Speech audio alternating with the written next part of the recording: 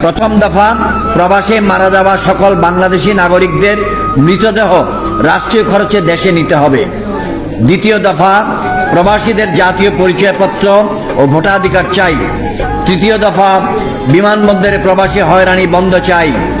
চতুর্থ দফা, প্রবাসীদের জন্য যুগোপযোগী দ্বৈত নাগরিকত্ব আইন ও পেনশন সুবিধা চাই। পঞ্চম দফা, পাসপোর্ট সংশোধনের সুযোগ সহ দালাল মুক্ত পাসপোর্ট ও দূতাবাস সেবা চাই। ষষ্ঠ দফা, প্রবাসী সুরক্ষা আইন প্রণয়ন ও বাস্তবায়ন চাই। সপ্তম দফা, জাতীয় বাজেট প্রবাসীদের জন্য ন্যূনতম 5% বিশেষ বরাদ্দ চাই। অষ্টম দফা, বিদেশে কাগজপত্রবিহীন প্রবাসীদের বৈধকরণে সরকারের সহযোগিতা চাই। নবম দফা, বিদেশে প্রবাসীদের জন্য পর্যাপ্ত বাংলাদেশি দূতাবাস ও শ্রম কল্যাণ উইং চাই।